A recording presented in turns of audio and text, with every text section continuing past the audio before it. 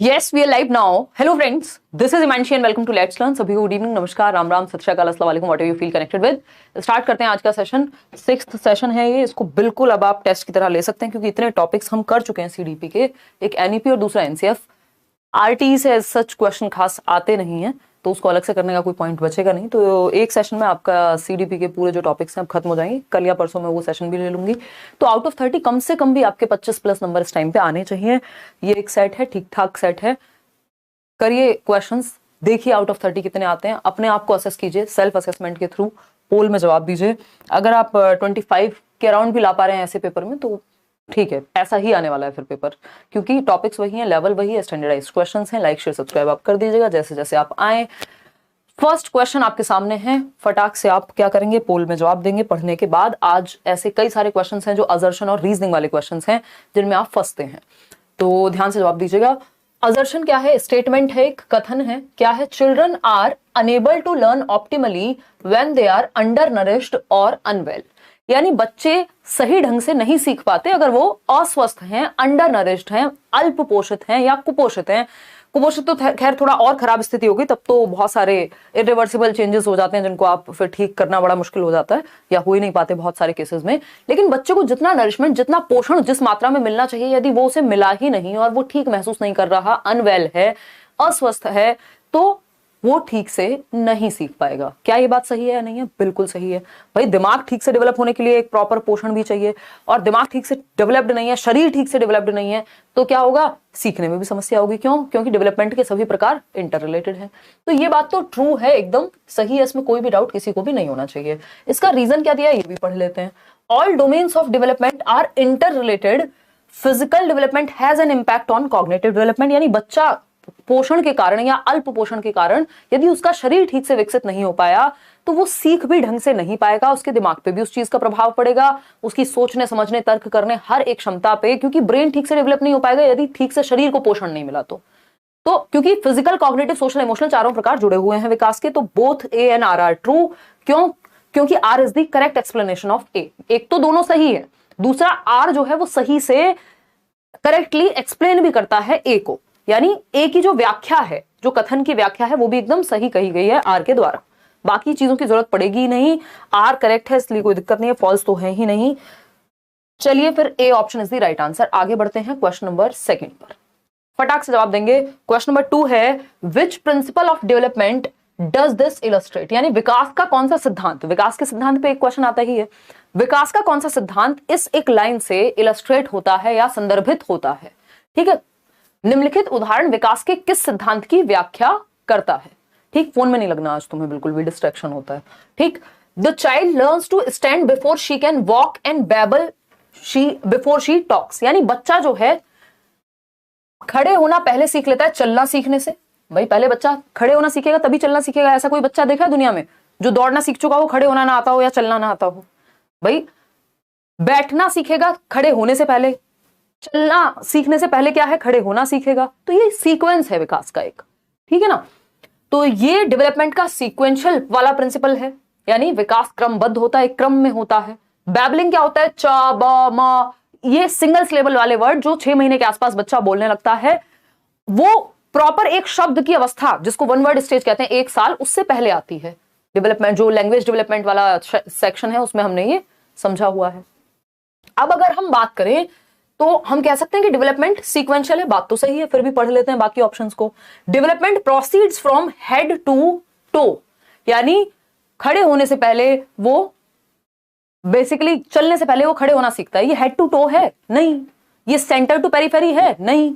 तो इसका तो सेंस यहां बनता नहीं है हेड टू टो का। भाई पहले अपना सर संभालना सीखता है, गर्दन संभालना सीखता है, धड़ संभालना सीखता है ना, बैठना सीखता है, फिर खड़े होना सीखता है, समझ में आता है। लेकिन इसमें दूसरा भी तो दिया हुआ है।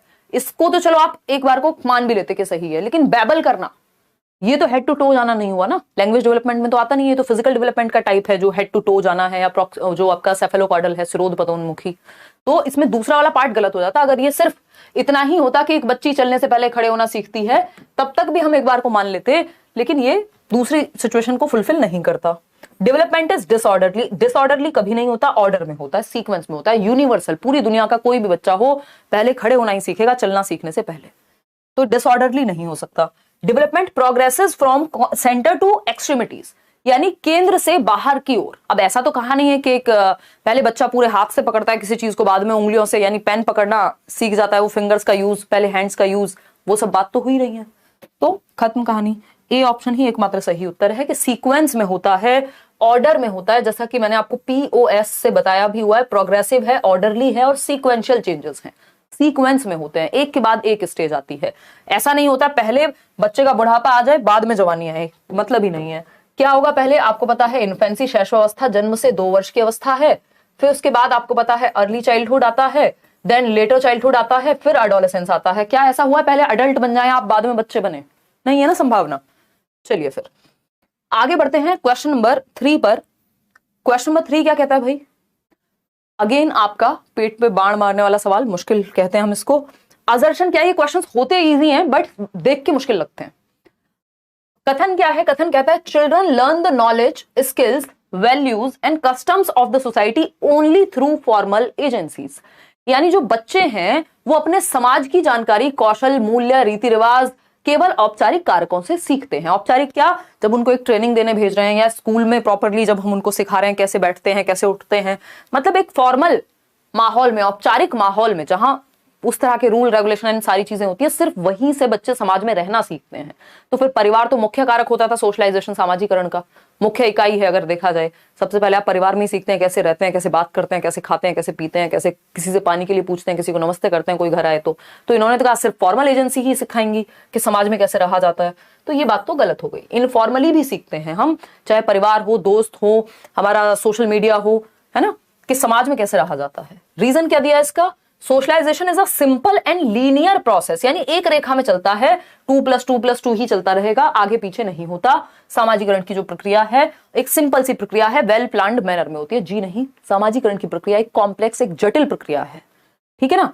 ऐसा नहीं होता, लीनियर में नहीं है, लीनियर फैशन में नहीं जाएगी, स्ट्रेट लाइन नहीं है, कोई सीधी रेखा नहीं है। कौन सी चीज बच्चा कहां से सीख ले, किस बात को कैसे अडेप्ट कर ले दिमाग में, किसी को नहीं पता। तो ANRR फॉल्स, दोनों ही बातें क्या हैं, गलत हैं। और आप लोग डी ऑप्शन 65% लोग सही दे भी पा रहे हैं। इसका मतलब अब आप प्रॉपरली समझ पा रहे हैं CDP को, कम समय में भी सही उत्तर आप दे पा रहे हैं, इसलिए स्पीड बढ़ा के ही रखेंगे। क्वेश्चन नंबर 4 देखिएगा। Jean Piaget's constructivism proposes that children progress through 4 stages of cognitive development। भाई पियाजे का जो संज्ञानात्मक सिद्धांत है या पियाजे का रचनावाद का जो प्रस्तावित सिद्धांत है, वो बच्चे के संज्ञानात्मक विकास के 4 चरणों को मुख्य रूप से किस प्रकार प्रगति करते हैं बच्चे, 4 स्टेजेस में कैसे वो डेवलप होते हैं पियाजे के सिद्धांत के अनुसार, ये पूछा है। Bye acting upon the environment, यानी वातावरण में अंतःक्रिया करके, through social interactions with more knowledgeable other. अब ये आपको पता है MKO का कॉन्सेप्ट तो कौन लेकर के आया है? वाइगॉस्की है, कि भाई जो व्यक्ति आपसे ज्यादा जानता होगा आप उससे सीख लीजिए।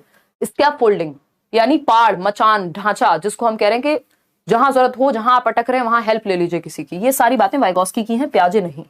इमिटेशन की बात ना पियाजे करते ना वाइगॉस्की, तो ये तो वैसे ही हट गया। Through anticipation of rewards, reward punishment की भी बातें कोई रचनावादी नहीं करता, चाहे वो पियाजे हो, वाइगॉस्की हो, ब्रूनर हो, ये व्यवहारवाद का कॉन्सेप्ट है, तो ये भी हट गया। सिर्फ एक ही बात सही है कि पियाजे की जो 4 स्टेजेस हैं उनमें बच्चे का जो संज्ञान है, उसकी जो समझ है, वो अंतःक्रिया करके, वातावरण के साथ, ये नहीं लिखा सामाजिक अंतःक्रिया करके, अपने एनवायरनमेंट में। अब चाहे समाज हो, चाहे चीजें हो, चाहे पेड़ पौधे हो, बच्चा एक्टिवली एक्सपेरिमेंट करके सीखता है। बच्चे लिटिल साइंटिस्ट हैं, ऐसा पियाजे कहते हैं, एक्टिव बिल्डर्स ऑफ नॉलेज हैं, सक्रिय निर्माता हैं ज्ञान के, अपने एनवायरनमेंट में एक्टिविटी करके वो सीखते हैं, है ना। तो सिंपल बात है, बच्चा जहां एक्टिव है। चलिए खैर आगे बढ़ेंगे। क्वेश्चन नंबर 5 देखिए। एनवायरनमेंट में सोशल एनवायरनमेंट भी आ जाएगा और आपका फिजिकल एनवायरनमेंट भी। फिजिकल एनवायरनमेंट में आपका जो आसपास का वातावरण है, चाहे वो पेड़ हो, जल, अग्नि, वायु, आकाश, ये सब, और सोशल एनवायरनमेंट में जिसमें समाज है, तो हर तरह के एनवायरनमेंट से इंटरेक्ट करेगा बच्चा पियाजे के अनुसार। क्वेश्चन नंबर 5 देखिएगा। अकॉर्डिंग टू जीन पियाजे at which stage of cognitive development, यानी संज्ञानात्मक विकास, यानी इंटेलेक्चुअल डेवलपमेंट की स्टेज या मेंटल डेवलपमेंट की स्टेजेस भी इनको कह दिया जाता है दूसरी भाषा में, can children operate on operations and perform hypothetico deductive thinking, यानी जीन पियाजे के संज्ञानात्मक विकास के किस चरण में बच्चे संक्रियाओं पर क्रियाएं कर सकते हैं, वह परिकल्पनात्मक निगमनात्मक सोच विकसित हो जाती है। परिकल्पनात्मक निगमनात्मक, hypothetico deductive reasoning, deductive reasoning, inductive तो आ जाती है कब? 7 से 11 में ही, डिडक्टिव आएगी इसके बाद। तो जहां परिकल्पनात्मक निगमनात्मक चिंतन की बात हो रही है कि आप सोच पा रहे हैं किसी थियरम के बारे में, आप सोच पा रहे हैं किसी इंपैक्ट के बारे में, यानी ये ज्यादा साइंटिफिक थिंकिंग है एक तरह की।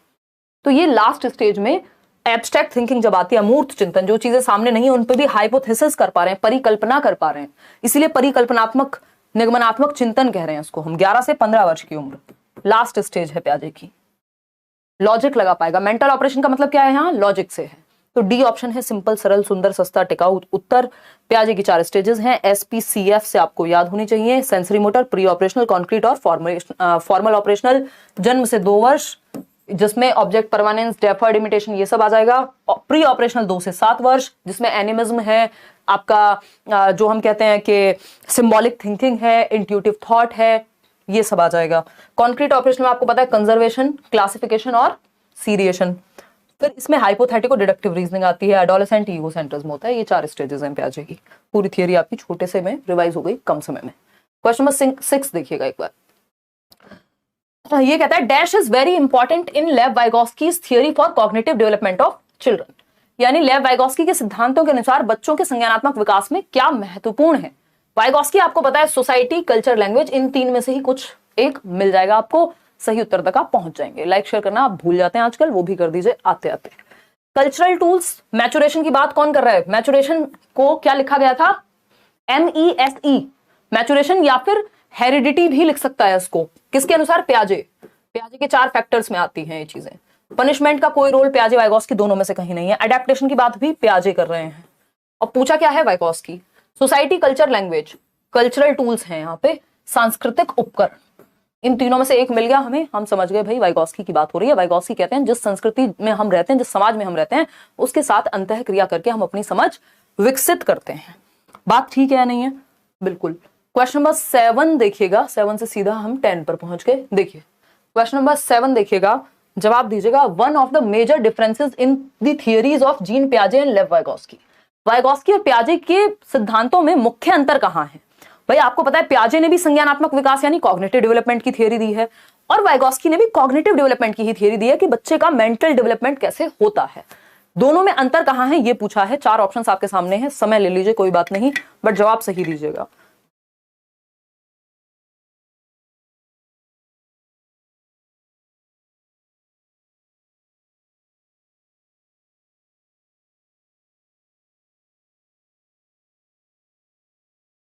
बहुत बढ़िया, ए ऑप्शन, सी ऑप्शन, सब मिक्स जवाब दे रहे हैं। चलिए देखते हैं कहानी है क्या। भाई क्या हमसे पूछा है, फटाक से देखेंगे और समझेंगे चीजें क्या कहने की कोशिश कर रहे हैं। पियाजे वाइगोस्की में अंतर क्या है, या तो ए दे रहे हैं ऑप्शन आप लोग, या सी 57% लोग दे रहे हैं। देखते हैं। पियाजे emphasized on the role of language in cognitive development, यानी कई लोग ये मान रहे हैं कि हाँ पियाजे ने महत्व दिया है लैंग्वेज को, एम्फेसाइज नहीं किया है बहुत ज्यादा, ये बात ध्यान रखिएगा। इंपॉर्टेंट मान रहे हैं वो, बट उन 4 फैक्टर्स का हिस्सा नहीं है। चलो मान लिया हमने, ये बात ठीक है, उतनी नेगेटिव बात नहीं है, ऐसा नहीं है कि उनकी कोई दुश्मनी है लैंग्वेज से। Vygotsky gave primary importance to hereditary capacities in learning, बल्कि वाइगोस्की का ये क्रिटिसिज्म है, वाइगोस्की की ये आलोचना है कि उन्होंने वंशानुगत कारकों पे फोकस ही नहीं किया। वाइगोस्की ने बायोलॉजिकल एस्पेक्ट्स पे फोकस ही नहीं किया, जैविक अर्थों में देखा ही नहीं कॉग्निटिव डेवलपमेंट को। वो तो सोसाइटी, कल्चर और लैंग्वेज की बात करते हैं, जिसमें से वंशानुगत या हेरिडिटी की बात वो कर ही नहीं रहे। तो ये बात तो गलत हो गई वाइगोस्की के बारे में कि उन्होंने हेरिडिटी की बात की है। Vygotsky emphasised the role of culture in cognitive development, बिल्कुल सही पकड़ गए आप। सोसाइटी, कल्चर, लैंग्वेज, इन तीनों में से ही कोई एक जवाब 99% होता है जब क्वेश्चन वाइगोस्की का हो। डी ऑप्शन है पियाजे gave importance to what the child can do on her own as well as what she can do with support. ये भी बात किसकी है, स्कैफोल्डिंग की, ZPD की बात हो रही है यहाँ पे, जोन ऑफ प्रॉक्सिमल डेवलपमेंट, संभावित विकास का क्षेत्र। दोनों के बीच का डिफरेंस होता है जो आप खुद से कर सकते हैं और जो किसी की मदद से कर सकते हैं, इसको ZPD कहते हैं, ना कि, और ये कॉन्सेप्ट पियाजे ने नहीं, वाइगोस्की इसकी बात कर रहे हैं, तो ये तो गलत हो गया। अब आप कहेंगे सी सही होगा या तो ए सही होगा। अब आपको पता है वाइगोस्की ने एम्फेसाइज किया है, पियाजे ने लैंग्वेज को एम्फेसाइज नहीं किया है, ज्यादा महत्व नहीं दिया है। अगर उतना ही महत्व दिया होता पियाजे ने लैंग्वेज को, महत्व दिया है ठीक है, कोई दिक्कत नहीं है उससे, लेकिन वो 4 फैक्टर्स में भी तो नजर आती फिर लैंग्वेज, इनमें तो होती नहीं है। मैचुरेशन, एक्सपीरियंस, सोशल एक्सपीरियंस जिसको हम कह रहे हैं, और इक्विलिब्रियम, इसमें तो कहीं नहीं लिखा लैंग्वेज का नाम। तो पियाजे के अनुसार एम्फेसाइज नहीं किया है पियाजे ने लैंग्वेज पे। लैंग्वेज अगर हम बात कर रहे हैं, वाइगोस्की ने किया एम्फेसाइज रोल ऑफ कल्चर पे, लैंग्वेज पे, सोसाइटी पे। तो वाइगॉस्की ने संज्ञानात्मक विकास में संस्कृति की भूमिका निभाई बताई है कि जिस संस्कृति जिस समाज में हम बड़े हो रहे होते हैं उसके साथ अंतः क्रिया करके अन्योन्य क्रिया करके क्या करते हैं, सीखते हैं हम। ठीक है ना। नेहा कह रही है आज तो ईद का चांद देख रहे हैं सब। मैम निशु मैम कब देखेंगे? वाह वाह वाह, बहुत बढ़िया यार। हाँ कल प्लान था छुट्टी का, मुझे आप लोगों ने शाम वाली क्लास में ऐसे पागल बना दिया बता के कि छुट्टी है, बट छुट्टी थी नहीं आज ऐप में भी। और फिर मैंने सोचा यूट्यूब पे तो ले ही लेते हैं, कोई बात नहीं, थोड़ा पढ़ लेंगे ईद के साथ। ईद मुबारक भाई उन लोगों को जो भी सेलिब्रेट करते हैं, या सभी को अगर देखा जाए तो। ठीक है 30 में सुनते से आएगा रूपा, टेंशन नहीं लो। देखो एक बार, तो अगर हम बात करते हैं वाइगॉस्की ने संज्ञानात्मक विकास में संस्कृति की भूमिका पर बल दिया है, ये कहा जा सकता है ए ऑप्शन के कंपैरिजन में। 8th क्वेश्चन अच्छा क्वेश्चन है। क्या कहता है क्वेश्चन नंबर 8? कैरल ग्लीगन कौन है? ये कोहलबर्ग की स्टूडेंट थी एक तरह से। तो कैरल ग्लीगन ने क्रिटिसाइज किया या आलोचना की किसकी? लॉरेंस कोहलबर्ग के नैतिक विकास के सिद्धांत की। कोहलबर्ग की नहीं, पर्सनली बात नहीं हो रही है यहां, उनके सिद्धांत पे बात हो रही है। तो ठीक है तालिब, कोहलबर्ग के सिद्धांत की, जो नैतिक विकास का सिद्धांत है जिसमें 3 लेवल हैं, 6 स्टेजेस हैं, ठीक है ना, उसको क्रिटिसाइज किया by arguing that man have morality of dash, यानी जो पुरुषों की नैतिकता का आधार है वो डैश होता है, while women have morality of dash, जबकि स्त्रियों की नैतिकता का आधार डैश होता है। अब पुरुषों की नैतिकता का आधार ढूंढिए पहले, क्योंकि पहला फिल इन द ब्लैंक वही है। Justice, care, goodness, sacrifice, sacrifice goodness, इन दोनों वर्ड्स का कोई खास प्रयोग है नहीं इस थ्योरी में। तो यहां पे कहा गया था कि जो पुरुषों की मॉरलिटी का क्या है, आधार है, वो जस्टिस है, लॉजिक बेस्ड ज्यादा होगा, जस्टिस बेस्ड, न्यायपूर्ण होगा। वही जो महिलाओं का मॉरलिटी या सही गलत का मामला है वो केयर से ज्यादा प्रभावित होता है, केयरिंग एस्पेक्ट कहा भी जाता है, फेमिनिन नेचर में होता है। तो भाई इसका मतलब ये नहीं है कि जो भी महिलाएं हैं वो जस्टिस को बिल्कुल कंसिडर ही नहीं करती हैं, इसको इस तरह से नहीं देखना है, बट एक हल्का सा एंगल ज्यादा रहेगा केयर का फीमेल्स की मॉरलिटी में, जबकि मेल्स की मॉरलिटी में जस्टिस का या सही गलत में जस्टिस का रोल है। ये बात कैरल ग्लीगन ने कही है, और इस थियरी में फीमेल्स की मॉरलिटी को ध्यान में रखा ही नहीं गया। जेंडर बायस थियरी कैरल ग्लीगन ने बताया था। कैरल ग्लीगन बताया क्या था, मतलब है कैरल ग्लीगन जीवित हैं अभी भी, है ना, कोहलबर्ग तो नहीं रहे कुछ कारणवश। देखिए क्वेश्चन नंबर 9। क्वेश्चन नंबर 9 क्या कहता है भाई?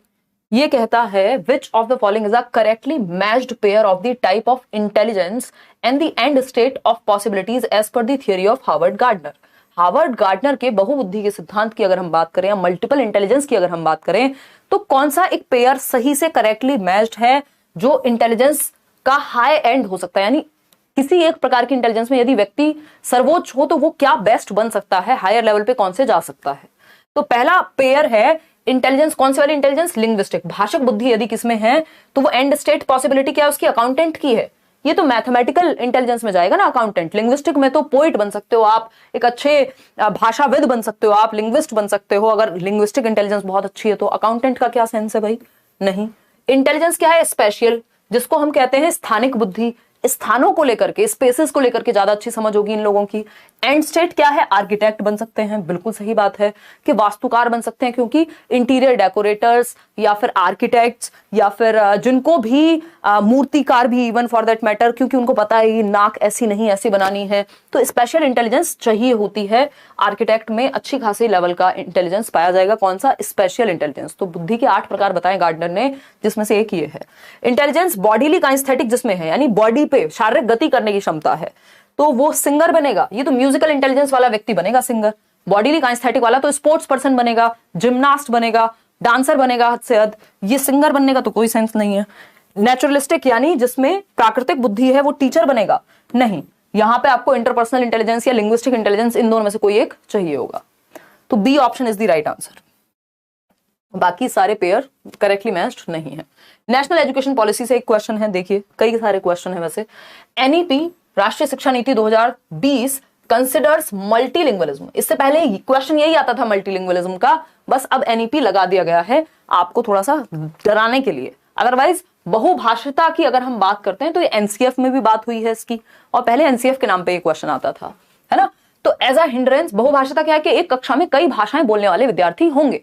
भाई एक बच्चा है जो पंजाबी बोली जाती है जिसके घर में, एक बच्चा है जिसके घर में हिंदी बोली जाती है, दूसरा बच्चा है उसके घर में गुजराती बोली जा सकती है। तो अलग अलग भाषाओं को बोलने वाले बच्चे एक क्लासरूम में होते हैं, तो बहुभाषिता कहते हैं इसको हम।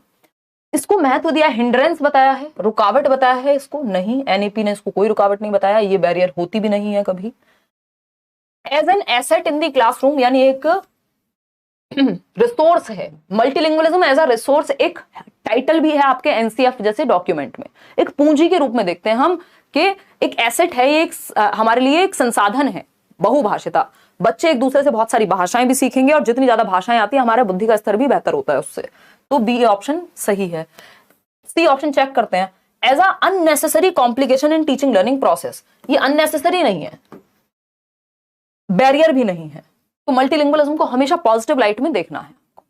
पीडीएफ सेंड करा देंगे यार इस मंडे से पहले संडे इवनिंग में या संडे रात को। क्वेश्चन नंबर 11 देखिए एक बार, ये क्या कहता है भाई, इन चाइल्ड सेंटर्ड एजुकेशन यानी बाल केंद्रित कक्षा में मूल्यांकन की जब बात होती है, असेसमेंट की जब बात होती है, आकलन की जब बात होती है, कितना सीखा कैसे सीखा, तो उसको क्या मानेंगे हम?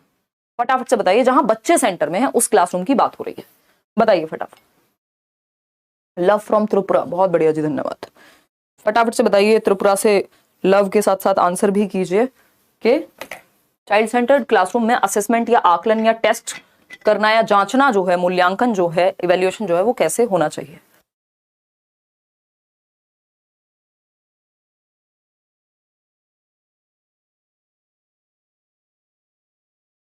चाइल्ड सेंटर्ड क्लासरूम बेसिकली बाल केंद्रित है, जहां बच्चों को केंद्र में रखा जा रहा है। Is undertaken through few periodic examinations, यानी कुछ सामयिक परीक्षाओं द्वारा, यानी कुछ एग्जाम्स लेते रहो, ये चाइल्ड सेंटर्ड एजुकेशन कहती है। वो तो कहेगी बच्चों को एक्टिव रखो और आकलन भी करा लो।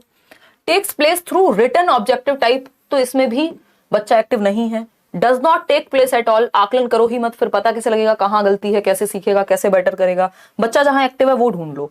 Is considered an integral part in the process of learning, यानी चाइल्ड सेंटर्ड एजुकेशन हो या फिर सीसीई हो, जो कॉन्टिन्यूअस एंड कॉम्प्रिहेंसिव इवैल्यूएशन है, सतत एवं व्यापक मूल्यांकन है, वो असेसमेंट को एक अभिन्न अंग मानते हैं सीखने की प्रक्रिया का, कि भाई हम सीख रहे हैं, आप साथ में पोल में जवाब दे रहे हैं, आपको फीडबैक मिल जाता है, पता लगेगा आप गलत हैं कि सही हैं और कैसे उसको इंप्रूव किया जा सकता है। ये टीचिंग लर्निंग प्रोसेस के अंदर ही है।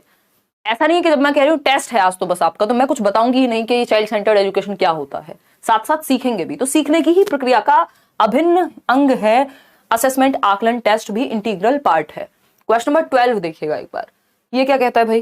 क्वेश्चन नंबर 12 कहता है, जो नेशनल एजुकेशन पॉलिसी 2020 है वो प्रपोज करती है for retention of students from socio economically disadvantaged groups.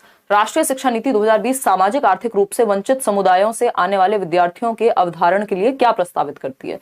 वंचित समुदाय मतलब किसी भी रूप में जो बच्चे वंचित रह गए हैं, सोशली डेप्राइव्ड हैं, उनके बारे में क्या कहती है ये। यार उजाला अगर ले लोगे यूट्यूब पे क्लास तो उससे फायदा बहुत हो जाएगा, क्योंकि प्रैक्टिस आपकी बहुत अच्छी हो जाएगी। अगर आप बैच में हैं फिर भी ये शाम वाला सेशन अटेंड कर सकते हो, नहीं भी करोगे तब भी 30 में से 30 आएंगे ही आएंगे, बट बेटर है कि कर लो, क्योंकि बाकी सब्जेक्ट्स में भी हेल्प हो जाएगी और बहुत मुश्किल पेपर आने के केस में भी आपकी प्रैक्टिस जरूरत से ज्यादा हो चुकी होगी। तो सामाजिक आर्थिक रूप से कमजोर वर्ग से आता है बच्चा, उतने समृद्ध परिवार से नहीं है पैसे के मामले में, तो रोट लर्निंग पे ध्यान देंगे, इनको रट्टे लगवा देंगे, कोई मतलब नहीं है। Standardisation of curriculum and assessment, जबकि स्टैंडर्डाइजेशन होता है सबके लिए एक जैसा, जबकि फ्लेक्सिबिलिटी होनी चाहिए, लचीलापन होना चाहिए करिकुलम में, ये भी गलत हो गया। परफॉर्मेंस ओरिएंटेड टेस्टिंग, फर्स्ट कौन आ रहा है, कितने नंबर ला रहा है, तो ये भी गलत तरीका है। सही तरीका कौन सा है, रिलेटेबल एंड मीनिंगफुल करिकुलम, ऐसे बच्चों के लिए जो किसी भी रूप में वंचित रह गए हैं, जिसमें समाज ने उनको साइड कर दिया है, उनके लिए भी हम संदर्भ में सिखा सकें, उनके जीवन से जोड़ के सिखा सकें, उनके लिए मीनिंगफुल पाठ्यचर्या बना सकें, ऐसे एग्जाम्पल्स, ऐसी एक्टिविटीज कराएं जिससे वो बच्चा भी कनेक्ट कर पाए, अलग थलग महसूस ना करे, इंक्लूसिव बन जाए इन चीजें। क्वेश्चन नंबर 13 देखिएगा एक बार, ये क्या कहता है भाई। क्वेश्चन नंबर 13 कहता है, in several middle school classrooms it is observed that boys often raise their hands to answer more than girls and tend to dominate classroom discussions. In such context the teacher should, यानी माध्यमिक स्तर की कई कक्षाओं में देखा गया है कि लड़के कक्षा में उत्तर देने के लिए लड़कियों की तुलना में हाथ ज्यादा उठाते हैं, यानी कोई भी क्वेश्चन पूछो तो नंबर ऑफ बॉयज जो हैं वो ज्यादा हाथ उठा रहे हैं और लड़कियां हाथ कम उठाती हैं। इसको कहा जाता है कि इनिशिएटिव लेने के लिए लड़के ज्यादा तैयार नजर आ रहे हैं यहाँ पे, और इसके बहुत सारे रीजन हो सकते हैं, ये कोई ऐसी बात नहीं है कि लड़के ही इंटेलिजेंट हो गए, ठीक है ना। तो पहला ऑप्शन है accept that boys are more intelligent than girls, ये जेंडर वाले टॉपिक से क्वेश्चन है। कि ये स्वीकार कर लेना चाहिए अध्यापक को या शिक्षिका को कि लड़के लड़कियों की तुलना में ज्यादा बुद्धिमान होते हैं। अब ये जेंडर पढ़ते समय हम पहले ही मान चुके हैं, ऐसा कुछ भी नहीं है कि लड़के ज्यादा बुद्धिमान हैं, लड़कियां कम बुद्धिमान हैं, लड़के मैथ्स में अच्छे होंगे, लड़कियां मैथ्स में अच्छी नहीं होंगी। इसके बहुत सारे रीजन हैं, बट ये रीजन नहीं है क्योंकि वो लड़के हैं तो वो बाय नेचर उसमें अच्छे होंगे, या फिर कोई काम लड़के या लड़कियां में से कोई एक ही अच्छा करता है। उसके बहुत सारे रीजन हो सकते हैं। Accept that girls do not have the potential to study in middle class, कि लड़कियों में तो क्षमता ही नहीं है पढ़ने की माध्यमिक स्तर पे, उनको तो प्राइमरी तक ही पढ़ा के साइड कर दो, तो ये भी बेकार बात हो गई। Analyse how gender differences are inborn and can not be modified, मतलब ये विश्लेषण कर लेना चाहिए कि जो जेंडर की या लिंग की भिन्नताएं हैं वो जन्मजात होती हैं, जबकि gender is a social construct. लिंग जो है एक सामाजिक संरचना है जो समाज ने बनाया है कि लड़के ये काम करेंगे, लड़कियां ये काम करेंगी। ये सब जो जेंडर है एक सामाजिक संदर्भ में बना हुआ एक कॉन्सेप्ट है, ये कोई बायोलॉजिकल कॉन्सेप्ट नहीं, इनबॉर्न नहीं है ये। नहीं तो बछेंद्री पाल का एग्जाम्पल हमें नहीं मिलता जो माउंट एवरेस्ट चढ़ गई। अगर हम बात करें कर्णम मलेश्वरी की जो 130 किलोग्राम तक वजन उठा लेती हैं, तो ये एग्जाम्पल हमारे पास नहीं होता यदि लड़कियां इनबॉर्न ही वीक हैं और लड़के मजबूत हो गए तो analyse the context of the children and her own pedagogy. अगर ऐसा हो रहा है क्लासरूम में, जो कि एक गलत खराब बात है, बच्चों के संदर्भ व खुद के शिक्षा शास्त्र का विश्लेषण करना चाहिए कि कहीं आप ऐसे टीचिंग मेथड्स का यूज तो नहीं कर रहे हैं जिसमें जेंडर बायसनेस आ जा रही है, कहीं आपने मौका नहीं दिया बाकी लोगों को, लड़कियों को बराबर का मौका दे ही नहीं पा रहे हैं आप, है ना। Analyse the context of children and her own pedagogy, यानी किस संदर्भ में बच्चे कहां से आ रहे हैं, ऐसा क्यों हो रहा है कि लड़कियों को हाथ उठाने के लिए उनकी बात की वैल्यू नहीं की गई हो सकता है घर में या क्लासरूम में, इसलिए वो हाथ उठाना कम पसंद करती हैं, है ना। वो कॉन्फिडेंस की कमी शायद उस वजह से हो गई है। तो ऐसी सिचुएशन में एक तो आप ये करेंगे, मतलब थोड़ा सा इक्वालिटी रखने की कोशिश करेंगे। ऐसा नहीं है लड़कों ने हाथ उठाया तो सिर्फ उन्हीं को जवाब देते रहेंगे, अगर एक लड़की भी हाथ उठा रही है तो आप इक्वालिटी प्लस इक्विटी थोड़ा सा कोशिश करेंगे एम्पावर करने की ऐसी सिचुएशन। ठीक है जी, बहुत बढ़िया अनुरंजन, आप नए जुड़े हैं। D option is the right answer. आगे बढ़ेंगे, क्वेश्चन नंबर 14 देखिएगा क्या कहता है भाई ये, विच of the following defines a परिभाषित कौन सा एक ऑप्शन